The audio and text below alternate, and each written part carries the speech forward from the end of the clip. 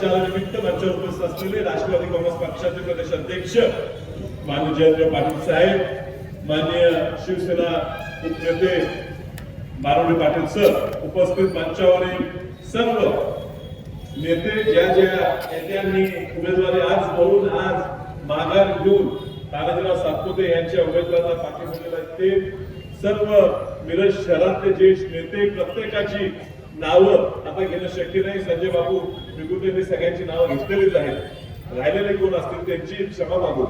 या ठिकाणी वेळ कमी आहे. आज खास करून महाराष्ट्राची मोठी जबाबदारी असताना सुद्धा जयंत पाटील साहेब ह्या मिरज मतदारसंघात शिवसेनेच्या उमेदवाराच्या प्रचारासाठी आलेले आहेत. याच्यावरून तुम्ही सगळ्यांनी ओळखलं पाहिजे की हा मिरज मतदारसंघ ह्या महाविकास आघाडीसाठी किती महत्वाचा मतदारसंघ आहे. मी खूप काही बोलणार नाही, पुढचे भाषण आपल्याला अजून ऐकायची आहे, तर मला अजून या मतदारसंघात खूप बोलायची संधी मिळणार आहे. मी फक्त हेच सांगतो की तानाजी सातपुते जे उमेदवार उभे आहेत ते काँग्रेस पक्षाचे उमेदवार आहेत, म्हणून प्रत्येक काँग्रेस पक्षाच्या कार्यकर्त्यांनी काम केलं पाहिजे. हे राष्ट्रवादी पक्षाचे उमेदवार असं समजून आपण सगळ्यांनी राष्ट्रवादीच्या कार्यकर्त्यांनी काम केलं पाहिजे. हे वसंतदादा पाटलांच्या विचाराचे उमेदवार आहेत, म्हणून सगळ्यांनी काम केलं पाहिजे. आणि हे राजाराम बापूंच्या विचाराचे कार्यकर्ते आहेत, हे समजून काम केलं पाहिजे. डॉक्टर पद्मनाभ कदम साहेबांचे विचाराचे कार्यकर्ते आहेत, म्हणून या ठिकाणी काम केलं पाहिजे. सर्व गट तट विसरून, राजकारण विसरून ही गरज तुम्ही समजून घ्या. ह्या महाराष्ट्राला पुरोगामी विचार पुन्हा सत्तेत आणण्याची गरज आहे. आणि हा मिरज मतदारसंघ सातत्याने पुरोगामी विचाराचा मतदारसंघ राहिलेला आहे. या मतदारसंघातनं स्थानिक उमेदवार आमदार होऊ शकत नाही का? क्षमता नाही का आपल्या की आपल्याला बाहेरनं या ठिकाणी उमेदवार येऊन 15-15 वर्ष आपल्याला आमदारकी द्यावी लागते. कोण म्हणतो विकास केला, कामं केली? काय विकास झाला? काय विजन घेऊन केलं का? स्थानिक भूमिपुत्र तानाजी सातपुते सगळ्यांना सामावून घेणारा उमेदवार या ठिकाणी महाविकास आघाडी दिलेला आहे. या ठिकाणी पूर्वी काही घोषणा झाल्या असतील तर मी तुम्हाला या ठिकाणी सांगतो की या वेळेला मशाल पण आहे आणि विशाल पण आहे, आणि त्यांच्यासोबत जयंत पाटील साहेब आता हातात घड्याळ बांधलेला आणि हातात मशाल घेतलेली आहे. आणि त्यामुळे ह्या मशालीच्या चिन्हाला आपण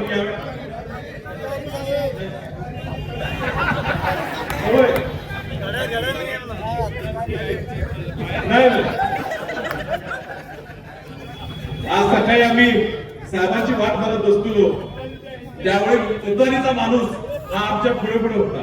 मला कधी कधी संशय लागला इथं नेमकं आपण मशाल दिली आहे का तुतारी दिली आहे. एवढा प्रयत्न जयंत पाटील साहेबांचे सर्व कार्यकर्ते या ठिकाणी पुढाकाराने करतात. साहेब तुमचे कार्यकर्ते या ठिकाणी ज्या मेहनतीने काम या ठिकाणी करतात, त्या मेहनतीच्या जोरावर या ठिकाणी निश्चितच ही मशाल या ठिकाणी निवडून येणार याचा मला विश्वास आहे. तुम्ही सर्व कार्यकर्त्यांनी, सर्व नेत्यांनी हे समजून घ्यावं. एखादी गोष्ट मुद्दामून बोललेली असते त्याचा पण अर्थ समजून घ्यावा. या ठिकाणी सर्व पक्ष हे आपल्या सोबत आहेत. या ठिकाणी जे आमदार गेले 15 वर्ष सत्तेत आहेत त्या आमदारांना पाडण्यासाठी सगळे लोक, सगळे चिन्हाची लोक हे या ठिकाणी तानाजी सातपुत्यांच्या मागे उभे आहेत. ते समजून घेऊन तुम्ही मतदान करावा विनंती करतो. ज्यांना टोकन मिळाले त्यांचं बरं आहे, पण ज्यांच्या डोक्यावर टोकन आहे त्यांना किती उन्हाचा दहा सहन करावा लागतोय पत्रकारांचं हे आपण सगळे बघतो. विधानसभेच्या 20 तारखेला निवडणुका होणार आहेत आणि महाविकास आघाडीच्या वतीने मशाल चिन्हावर तानाजी सातपुतेंना आपण उमेदवार म्हणून उभं केलेलं आहे. आज त्यांच्या प्रचाराचा नारळ वाढवण्याचा आजचा हा समारंभ आहे. आपल्या सर्वांच्या आशीर्वादाने महाविकास आघाडी मिरज विधानसभा मतदारसंघात 100% विजय होईल याची मला पूर्णपणाने खात्री आहे. या मतदारसंघाची रचनाच अशी आहे की कायम यांनी पुरोगामी विचार या शहराने उचलून धरलेला आहे. मागचे 10 वर्षाचा कालखंड असा आहे की ज्यामध्ये मात्र याच्यात थोडंसं अंतर पडलेलं आहे, पण त्याचा परिणाम हा गेले काही वर्ष आपण अनुभवलेला आहे. या महाराष्ट्रातल्या या निवडणुकांमध्ये काही महत्वाचे प्रश्न घेऊन आम्ही महाराष्ट्राची निवडणूक लढवतो. उद्धव ठाकरे साहेब, शरद पवार साहेब, राहुल गांधी, बाळासाहेब थोरात, नाना पटोले हे सगळे महाराष्ट्रामध्ये पूर्ण ताकदीनं आज काम करत आहेत. कालच मुंबई BKC मैदानात महाराष्ट्रातल्या जनतेला सत्तेवर आल्यानंतर आम्ही काय देणार याची एक मोठी रॅली घेऊन त्या ठिकाणी 5 प्रमुख मागण्या किंवा 5 प्रमुख गॅरंट्या या देण्याचं अभिवचन या सर्व प्रमुख नेत्यांनी महाराष्ट्रातल्या जनतेला दिलेलं आहे. आणि या गॅरंट्या या जो सामान्य माणूस आर्थिकदृष्ट्या अडचणीत आहे, या राज्यातल्या महिला असतील, युवक असतील, शेतकरी असतील, या सर्व वर्गांच्यासाठी त्यांना पाहिजे त्या गोष्टी देण्यासाठी 5 गॅरंट्या आमच्या महाविकास आघाडीने दिलेल्या आहेत. 10 तारखेला महाविकास आघाडीचा तपशीलवार जाहीरनामा प्रकाशित होणार आहे. तेही मुंबईमध्ये काही प्रमुख नेते एकत्रित येऊन त्याचं प्रकाशन करणार आहेत. त्यातही आपल्या मिरज शहराला आणि मिरजेच्या ग्रामीण भागाला आवश्यक असणाऱ्या अनेक गोष्टी या महाविकास आघाडीच्या वतीनं करण्याचं वचन आपल्या सर्वांना देण्याची व्यवस्था झालेली आहे. तानाजी सातपुतेंना आपण सगळे जवळ ओळखतात.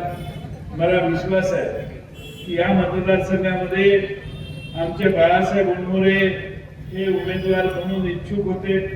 त्याच्याच बरोबर आमचे वनखंडे सर उमेदवार म्हणून इच्छुक होते. पण मला मनापासून आनंद आहे की या दोघांनी आणि अन्य सगळ्या आपणही सांगलीकर हे सगळ्यांनी इच्छुक उमेदवारांनी आज स्वतःचं मन मोठं केलं आणि तानाजी सातपुतेंना पाठिंबा देण्याचा निर्धार व्यक्त केला. आणि म्हणून मला खात्री आहे की आपण सगळे एकत्रित एकसंघपणाने काम करायला लागलो तर हा मतदारसंघ पूर्वीपासून पुरोगामी विचारसरणीच्या मागे उभा राहणार आहे. त्या मतदारसंघात आपल्याला विजय नक्की होईल. अनेक प्रश्न महाराष्ट्रात आपल्या जिल्ह्यात आणि सांगली विधानसभा मतदारसंघात आहेत. त्या मतदारसंघाची प्रश्नांची सोडवणूक करण्याचं काम तानाजी सातपुते करतील. पण त्याचबरोबर वाढलेली महागाई ही मिरजकरांनाही आहे आणि महाराष्ट्रातल्या प्रत्येक नागरिकाला जाणवते. वाढलेल्या महागाईच्या वर वाढलेला GST हा एक दुसरा प्रश्न सामान्य माणसाच्या खिशातून पैसे काढण्यासाठी फार प्रचंड मोठ्या प्रमाणात त्याचा उपयोग होतो. आज देशामध्ये सगळ्यात जास्त GST कोण भरतं? महाराष्ट्र सरकार, महाराष्ट्र राज्य भरतं. मागच्या महिन्यातली आकडेवारी निघाली तर 30,000 कोटी रुपये महाराष्ट्राच्या वतीनं महाराष्ट्रातल्या जनतेनं GST भरलेलं आहे.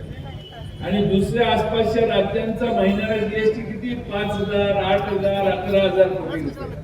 म्हणजे एवढ्या मोठ्या प्रमाणात महाराष्ट्रातल्या जनतेने कर भरायचा.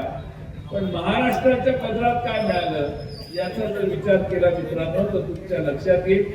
सगळे उद्योग गुजरातला गेले. आमच्या महाराष्ट्रातली बेकारी वाढली. फॉक्सकॉन सारखा उद्योग केला. टाटा एअरबसचं उद्घाटन देखील परवा मोदी साहेबांनी बडोद्यात केलं.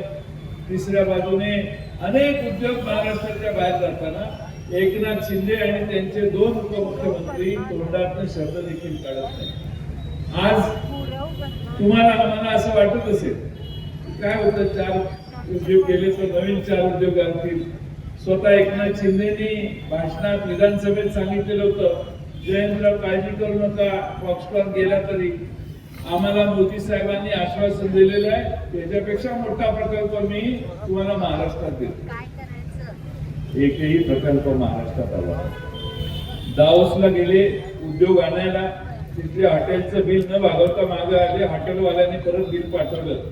म्हणजे पैसे न भरता हे मागे आले आणि हॉटेलवाल्यांनी बिल पाठवलं. म्हणजे यांनी दावोसला जाऊन काय केलं असेल हे तुमच्या लक्षात येतं. आज महाराष्ट्रामध्ये 2च मुद्दे मी आकडेवारीनं तुम्हाला सांगतो की तुमच्या लक्षात येईल की मी म्हणतोय त्यात किती अर्थ आहे. महाराष्ट्रातल्या या त्रिकुटांनी गुजरातला महाराष्ट्र आंदोलन केलेलं आहे. गुजरातच्या दावणीला महाराष्ट्र बांधण्याचं पाप हे एकनाथ शिंदे आणि त्यांच्या 2 सहकार्यांनी केलेलं आहे. मित्रांनो, आपल्या सगळ्यांना एक लक्षात घ्या की सगळ्यात 2 महत्वाच्या घटना आकडेवारीनं आता सिद्ध झालेल्या आहेत. एक म्हणजे काल परवा भारताच्या सगळ्या उत्पन्नात आजपर्यंत महाराष्ट्राचा वाटा 15% खाली कधी नव्हता. पहिल्यांदा परवा जाहीर झालं की महाराष्ट्राचा वाटा 13% खाली आलेला आहे, म्हणजे 2% खाली आला, 13% राहणार. दुसरा आकडा सांगतो, दरडोई उत्पन्न, मी राज्याचा अर्थमंत्री होतो 2001, 2, 3, 4, 7, 8 सालापर्यंत, 9 सालापर्यंत जवळपास. या काळामध्ये महाराष्ट्र कायम पहिल्या, दुसऱ्या, तिसऱ्या, चौथ्या क्रमांकावर होता. म्हणजे भारतामधल्या जी दरडोई उत्पन्नाची यादी होती त्यात महाराष्ट्र 3ऱ्या क्रमांकावर, म्हणजे 2001, 2, 3, 4, 7, 8 सालापर्यंत, 9 सालापर्यंत जवळपास. या काळामध्ये महाराष्ट्र कायम पहिल्या, दुसऱ्या, तिसऱ्या, चौथ्या क्रमांकावर होता. म्हणजे भारतामधल्या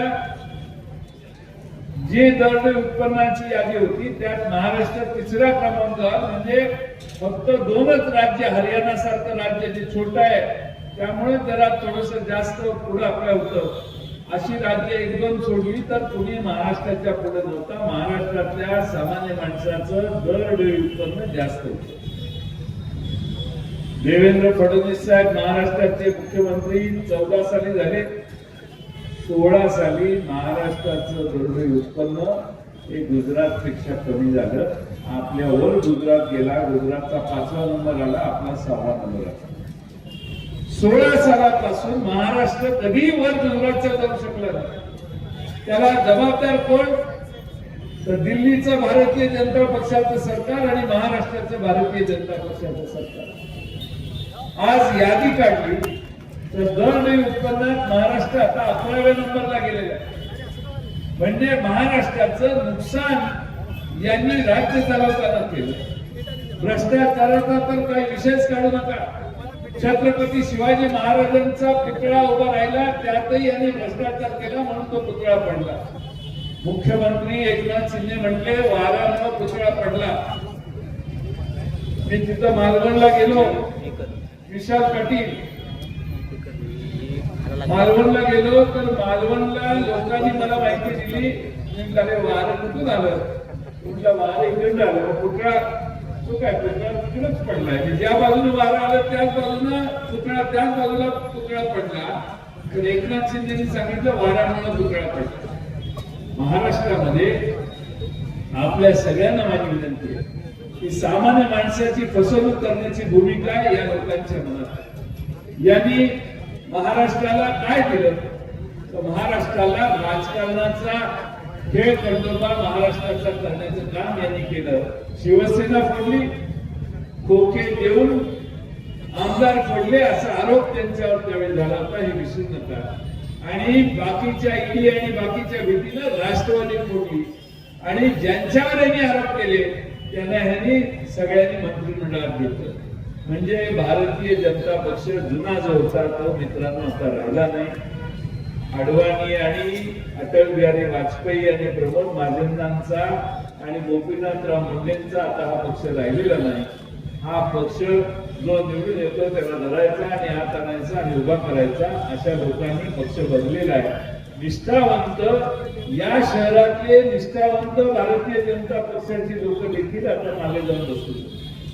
मी आधी वाचली तर त्यांची अडचण होईल, पण या शहरातले भारतीय जनता पक्षाचे जे निष्ठावंत आहेत या सर्व निष्ठावंतांना असं वाटतं की असंच असेल तर आम्ही आयुष्य या सरकारला पक्षाला दिलं, आम्ही 40-40 वर्ष या भारतीय जनता पक्षात का राहिलो, हा प्रश्न काही लोकांच्या मनात आहे. आणि म्हणून आपल्या सर्वांना माझी विनंती आहे की महाराष्ट्रामध्ये उद्या महाविकास आघाडीचं सरकार आहे. सरकार आल्यानंतर महाराष्ट्रातल्या आमच्या लाडक्या भगिनींना यांनी काय दिलं तर 1500 रुपये दिले. आम्ही काल 5 गॅरंट्या दिल्या, त्यात आम्ही सरकारमध्ये आल्यावर 3000 रुपये लाडक्या भगिनींना देण्याचा विचार घेतलेला आहे. महाराष्ट्रामधल्या शेतकऱ्यांचं कर्ज 3 लाखापर्यंत माफ करायचा निर्णय आम्ही आमच्या गॅरंटीमध्ये घेतलेला आहे. महाराष्ट्रातल्या शेतकऱ्यांचे, शेतमजुरांचे प्रश्न सोडवताना युवकांचे देखील प्रश्न सोडवण्यासाठी आम्ही जबाबदारी घेतली आहे आणि त्या जबाबदारीच्या बरोबर महाराष्ट्रातल्या बेकार जो कोणी बेरोजगार राहील त्याला महिन्याला 4,000 रुपये देण्याचं काम देखील सरकारच्या मार्फत आम्ही करायचं ठरवलेलं आहे आणि म्हणून बेकार भत्ता म्हणा त्याला, पण महाराष्ट्रातल्या सगळ्या घटकांना न्याय देण्याची भूमिका आमच्या 5 गॅरंटीने घेतलेली आहे.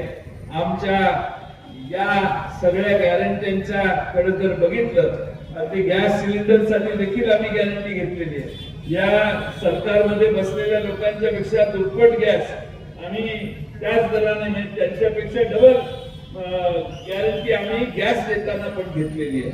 आणि म्हणून माझी आपल्याला विनंती आहे की आपल्या समोरची महागाई कमी करायची असेल, आपल्या समोर या मिरज शहरातल्या व्यापाऱ्यांच्या मागे जीएसटीचे जे भोंगे लागले त्यात कायद्यात काही दुरुस्त्या करून त्यांना मदत करायची असेल, महाराष्ट्रातल्या आणि मिरजेतल्या लोकांचे नागरी प्रश्न सोडवायचे असतील, या मिरज शहराच्या बाजूला असणाऱ्या सगळ्या या मतदारसंघातल्या ग्रामीण भागातल्या जनतेच्या कष्टाला न्याय द्यायचा असेल शेतकऱ्यांच्या, तर तानाजी सातपुतेला निवडून देण्याशिवाय दुसरा पर्याय नाही. दुसरे निवडून आले, अनेक वर्ष झाले, आता त्यांचं भागलेलं आहे. त्यामुळे आता त्यांना परत निवडून देण्याची काही गरज नाही. आता अजीर्ण झालंय तिकडं. त्यामुळे तानाजी सातपुतेंसारखा नवा चेहरा या ठिकाणी तुमच्या सगळ्यांच्या आशीर्वादाने आज उभा राहतो. काँग्रेस, राष्ट्रवादी काँग्रेस, शरदचंद्र पवार पक्ष आणि शिवसेना सगळे ताकदीनं तानाजी सातपुतेंच्या मागे आहेत आणि त्यांच्यासाठी आपल्या सगळ्यांचा आशीर्वाद मिळावा ही विनंती या निमित्तानं करतो. आमच्या तुतारी वाजवणाऱ्या माणसाची ओळख अपक्ष खासदारांना जरा चांगली करण्यासाठी जरा व्यवस्थित तुम्ही वाजवा तुतारी ही आमची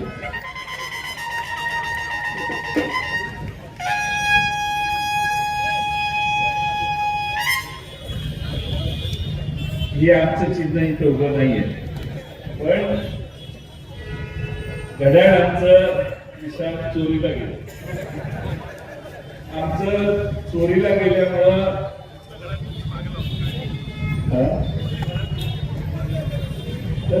चोरीला गेल्यामुळं पृथ्वीवर एकमेव तो पक्ष आहे की ज्या पक्षाला पृथ्वीवर, आम्ही भारतात म्हणत नाही, पृथ्वीवर, की त्या पृथ्वीवर हा एकमेव पक्ष आहे की ज्या पक्षाला आपल्या चिन्हाच्या खाली लिहावं लागतं की आमचं हे चिन्ह न्यायप्रविष्ट आहे. त्यामुळं ही पहिली गोष्ट आहे, ही पहिली केस आहे भारतात की घड्याळ चोरीला गेले. आता चोरीला गेलेलं असल्यामुळं आम्ही जो हा तुतारी वाजवणारा माणूस चिन्ह घेतलेला आहे ते एवढं विशाल लोकप्रिय झालं, एवढं लोकप्रिय झालंय की माणसं तुतारीवर बोलायला फार उत्सुक आहे. आपण बॅट बिगच्या नादाला लागण्यापेक्षा तुतारीच्या नादाला लागला असता तर तुमचा 1.5 लाखाने लीड वाढला असता. आपण सगळे या निमित्ताने विरोधाचा भाग सोडून द्या, पण सगळे अपक्ष खासदारांबरोबर सगळे आज व्यासपीठावर उपस्थित आहेत. याचा अर्थ या भागातले सगळेच उपस्थित आहेत. अपक्ष खासदारांच्या वेळी या मतदारसंघामध्ये 25,000चं मताधिक्य या मतदारसंघात मिळालेलं आहे. मला खात्री आहे की ते किंवा त्याच्यापेक्षा जास्त मताधिक्य या ठिकाणी मिळवण्याचा तानाजी सातपुते साहेब आम्ही सगळे प्रयत्न करू. आम्ही सगळे तुम्हाला योग्य ती मदत करू आणि आपल्या या उमेदवारीत या जिल्ह्यातल्या सगळ्या जागा या महाविकास आघाडीच्या निवडून येण्यासाठी आपला प्रयत्न केला पाहिजे आणि त्या सगळ्या जागा निवडून आणण्यासाठी आपण प्रयत्नाची शिकस्त करू. मला जर विटा आणि शिराळ्याला जायचंय आणि परत दुसऱ्या जिल्ह्यात संध्याकाळी जायचंय, त्यामुळे थोडीशी गडबड आहे, म्हणून मी आपल्या सगळ्यांची परवानगी न घेता या ठिकाणी बोलायला उभा राहिलो. बाळासाहेब हुरमोरे यांचं भाषण राहिलेलं आहे. 1-2 मिनिटं बाळासाहेब हुरमोरे बोलतील, आमचे प्राध्यापक सुकुमार कांबळे बोलतील आणि आपल्या महाराष्ट्रातली बुलंद तो ही शेवटी बोलेल. नाही तू सगळे थांबले. पुन्हा एकदा आपल्या सगळ्यांचे आभार मानतो, तानाजी सातपुतेंना शुभेच्छा देतो आणि माझे 2 शब्द बोलतो.